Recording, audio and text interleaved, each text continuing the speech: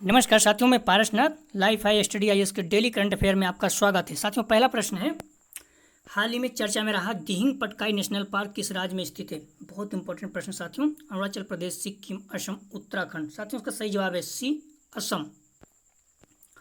असम सरकार ने दिहिंग पटकाई को नेशनल पार्क के रूप में सूचित किया है। असम का यह 7वां नेशनल पार्क होगा। 234.6 वर्ग किलोमीटर में फैला यह पार्क हाथियों का मुख्य निवास स्थान है। तितलियां 310 प्रजातियां यहाँ देखी गई हैं। यहाँ बाघ, तेंदुए सहित स्तनधारी एवं सरीसृपों की 47 प्रजातियां पाई जाती हैं। नेशनल पार्क के मामले में असम अब देश के तीसरे स्थान पर है। पहले एवं दूसरे स्थान पर मध्य प्रदेश, अंडमान निकोबार द्वीप समूह है। मध्य प्रदेश में 12 जबकि अंडमान निकोबार द्वीप समूह में 7 नेशनल पार्क है। कुछ दिन पहले ही रायमोना नेशनल पार्क असम का 6वां नेशनल पार्क बना था। साथियों, दोनों याद रखना, 6वां और 7वां किसी से एग्जाम में पूछा जाएगा। साथियों, यूपी पीसीएस 2021 का पीटी और मेंस दोनों का नोटिफिकेशन आ गया है। 24 अक्टूबर को पीटी और 28 जनवरी 2022 को मुख्य परीक्षा है। साथियों, साथ ही आरओ का भी नोटिफिकेशन आ गया है। पीटी 5 दिसंबर को और मुख्य परीक्षा 10 अप्रैल 2022 को है। तो साथियों, आप लोग पूरी ताकत से अपनी पढ़ाई पर ध्यान दीजिए। साथियों, इस चैनल को अब भी आप लोग सब्सक्राइब नहीं किए तो प्लीज़ चैनल को सब्सक्राइब, शेयर और लाइक कीजिए।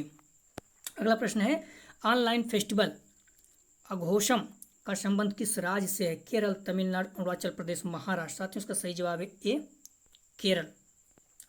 जे म्यूजियम ऑनलाइन फेस्टिवल अघोषम की मेजबानी कर रहा है। यह संग्रहालय 6000 सदस्यीय अंतर्राष्ट्रीय संग्रहालय परिषद का हिस्सा है। यह एक क्षेत्र की सांस्कृतिक विविधता को बढ़ावा देने के लिए सांस्कृतिक उत्सवों का आयोजन कर रहा है। इस साल इसने केरल राज्य को चुना है। साथियों, ये इंपॉर्टेंट है। जे म्यूजियम ने इस पहल की शुरुआत 2019 में की थी। 2019 में महाराष्ट्र, जबकि 2020 में पूर्वोत्तर राज्यों को चुना था। साथियों, अगला प्रश्न है, खबरों में रहा पक्षी स्केलेटर मोनाल का आयुषीयन स्टेटस क्या है? साथियों, इस तरह से एक इंपॉर्टेंट बहुत प्रश्न है ये। Least concern, near threatened, vulnerable, endangered. साथियों, इसका सही जवाब है सी, वनरेबल। हाल ही में अरुणाचल प्रदेश में मोनाल की 2 प्रजातियां देखी गई। इसमें से एक स्केलेटर मोनाल जबकि दूसरी हिमालयन मोनाल। स्केलेटर मोनाल का वैज्ञानिक नाम लोफोफोरस कैलेट्री। इसका आयुषीयन स्टेटस वनरेबल है। यह चीन एवं म्यांमार में पाया जाता है। हिमालयन मोनाल का वैज्ञानिक नाम है लोफोफोरस इम्पेजेनस। यह अफगानिस्तान से लेकर पूर्वोत्तर भारत तक पाया जाता है। हिमालयन मोनाल का आयुषीयन स्टेटस लीस्ट कंसर्न है। इस साल का Spanish princess of Asturias literature award किसने जीता? साथियों, काफ़ी इंपॉर्टेंट प्रश्न है। साथियों, यदि मैं कहता हूं कि इंपॉर्टेंट प्रश्न है, जरूर आएगा, तो क्यों कहता हूं? साथियों, मैं यूपी पीसीएस के लगभग 20 वर्षों का प्रीवियस ईयर के करंट अफेयर का प्रश्नों का एनालिसिस किया हूं। तो आप लोग भी जिस भी एग्जाम की तैयारी करते हैं, उस एग्जाम का सिलेबस प्लस प्रीवियस ईयर का क्वेश्चन पेपर आपके स्टडी टेबल पे जरूर होना चाहिए। आप लोगों को खुद एहसास होगा कौन सा प्रश्न आ सकता है, कौन सा नहीं, मैं कितना सही बोलता हूँ। इमैनुअल कैरेर, मेगन मार्कल, अब्दुल शहीद, हर्षवी पंत। साथियों, इसका सही जवाब है ए, इमैनुअल कैरेर। फ्रांसीसी लेखक इमैनुअल कैरेर को इस साल का Spanish princess ostriches literature award से सम्मानित किया गया। यह पुरस्कार हर साल प्रिंसेस ऑफ अस्ट्रीज फाउंडेशन द्वारा दिया जाता है। इमैनुअल कैरेर अपनी नॉन फिक्शन बुक के लिए काफ़ी प्रसिद्ध हैं। साथ ही उनकी कुछ और भी बुक हैं, जैसे the advisory, lives other than my owns. कुछ और भी इनकी ई पुस्तकें हैं। अगर याद रहे तो अच्छी बात नहीं, कोई बात नहीं। हाल ही में किस देश ने ऑफिशियल भारतीय ऐप को ज्वाइन किया? साथियों, बहुत इंपॉर्टेंट प्रश्न है, क्योंकि भारत के लिए बहुत गर्व की बात है, किसी देश ने पहली बार भारतीय ऐप को ज्वाइन किया है। माली, नाइजीरिया, भूटान, बांग्लादेश। साथियों, सही जवाब है बी, नाइजीरिया। आप लोगों को लगेगा नाइजीरिया बहुत गरीब है, लेकिन साथियों जनसंख्या में बहुत ज़्यादा है। दक्षिण अफ्रीका में अफ्रीका में बहुत ज़्यादा, अफ्रीका कॉन्टिनेंट में इसकी जनसंख्या है लगभग पाकिस्तान के बराबर, 20-22 करोड़ है। कू ऐप या एक माइक्रो व्लॉगिंग ट्यूटर जैसा ऐप है। हिंदी, तमिल, तेलुगु और कन्नड़ भाषा में अभी उपलब्ध है। प्लेटफॉर्म पर यूजर्स 400 कैरेक्टर्स तक का मैसेज, 1 मिनट तक का वीडियो शेयर कर सकते हैं। यह ऐप गूगल प्ले स्टोर और एप्पल ऐप दोनों पर उपलब्ध है। इसे बेंगलोर की बॉम्बीनेट टेक्नोलॉजीज प्राइवेट लिमिटेड ने बनाया है। कू ऐप के को फाउंडर और सीईओ अप्रमेय राधाकृष्णन है। साथियों ये भी याद रखिएगा, बहुत इंपॉर्टेंट है, तो इसको को फाउंडर पूछ सकते हैं। अरावली वन क्षेत्र, जहां सर्वोच्च न्यायालय ने सभी अतिक्रमणों को हटाने के निर्देश दिया है, भारत के किस राज्य में स्थित है? साथियों इस तरह से जो भी इन्वायरमेंट से जुड़े हुए प्रश्न बहुत पूछता है। अगर पीटी में नहीं तो 100% आईएएस के मेंस में इससे क्वेश्चन जरूर आएगा।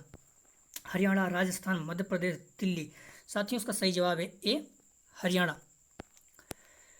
भारत के सर्वोच्च न्यायालय ने हरियाणा सरकार और फरीदाबाद नगर निगम फरीदाबाद के गांव के पास अरावली जंगल के सभी अतिक्रमण को हटाने का निर्देश दिया है। इस अतिक्रमण में लगभग 10,000 आवासीय निर्माण भी शामिल है। शीर्ष अदालत ने इस संबंध में राज्य के अधिकारियों से अनुपालन रिपोर्ट का भी निर्देश दिया है। निम्नलिखित में से कौन सी योजना एक खाद्य सुरक्षा योजना, इसे केंद्र सरकार द्वारा आत्मनिर्भर भारत पैकेज के लगभग भाग के रूप में लॉन्च किया गया है? निम्नलिखित में से कौन सी योजना एक खाद्य सुरक्षा योजना, इसे केंद्र सरकार द्वारा आत्मनिर्भर भारत पैकेज के एक भाग के रूप में लॉन्च किया गया है? प्रधानमंत्री FBY, PMGSY, PMJJBY, प्रधानमंत्री GKAY। साथियों इसका सही जवाब है डी, PMGKAY। भारत सरकार ने आत्मनिर्भर भारत पैकेज के एक भाग के रूप में प्रधानमंत्री गरीब कल्याण अन्न योजना नामक खाद्य सुरक्षा लॉन्च की है, जिसका उद्देश्य गरीबों और प्रवासियों को मुफ्त खाद्यान्न उपलब्ध कराना है। हाल ही में प्रधानमंत्री ने घोषणा की कि इस योजना को दिवाली 2021 यानी दिसंबर 2021 तक बढ़ाया जाएगा। इसका मतलब है इस योजना के तहत नवंबर तक 80 करोड़ से अधिक लोगों को लाभ प्राप्त करते रहेंगे। इसका मतलब है साथियों को वर्तमान में 80 करोड़ लोग इस योजना से लाभान्वित हो रहे हैं।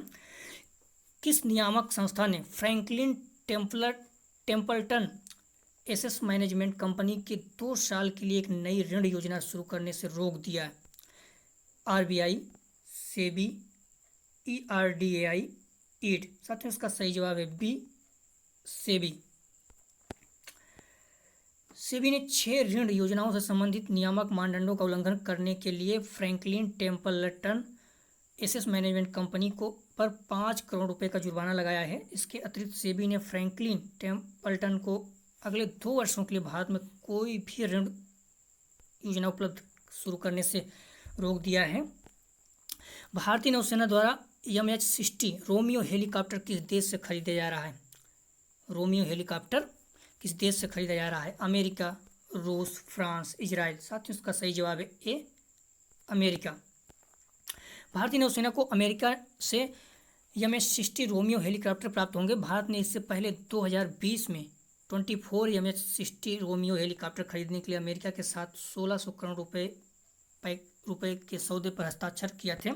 3 हेलीकॉप्टर का पहला बैच जुलाई 2021 में अमेरिका द्वारा भारत को सौंपा जाएगा। भारतीय पायलटों का एक बैच हेलीकॉप्टर का प्रशिक्षण हासिल करने के लिए अमेरिका पहुंच गया है। साथियों अगला प्रश्न है, संयुक्त राष्ट्र आर्थिक एवं सामाजिक परिषद के कितने सदस्य हैं? 193, 100, 75, 54। साथियों सही जवाब है डी, 54। संयुक्त राष्ट्र आर्थिक एवं सामाजिक परिषद संयुक्त राष्ट्र के मुख्य अंगों में से एक है। इसके 54 सदस्य हैं। हर साल 3 साल की अवधि के लिए चुने जाते हैं। भारत को हाल ही में गुप्त मतदान के माध्यम से 2022 से 2024 तक अवधि के लिए चुना गया है। हाल ही में जानी मानी शख्सियत बुद्धदेव दास गुप्ता का निधन हो गया। बताइए उनका संबंध निम्नलिखित में से किस क्षेत्र में? साथियों इस तरह से प्रश्न पूछे गए हैं पूर्व में UPSC में। सिनेमा जगत से, राजनीति, खेल, स्पेस साइंस। साथियों इसका सही जवाब है ए, सिनेमा जगत से। प्रख्यात बंगाली फिल्म मेकर बुद्धदेव दास गुप्ता के 77 वर्ष की उम्र में निधन हो गया। उन्होंने बेस्ट फीचर फिल्म के लिए 5 बार नेशनल अवार्ड जीता है। अंतर्राष्ट्रीय बॉक्सर धिंकू सिंह नमांगोम का हाल ही में निधन हो गया है। मणिपुर के रहने वाले धिंकू सिंह एशियाई गोल्ड मेडलिस्ट रह चुके हैं, तो इनको भी ध्यान रखिएगा आप लोग। 2013 में उन्हें पद्मश्री से सम्मानित किया गया था।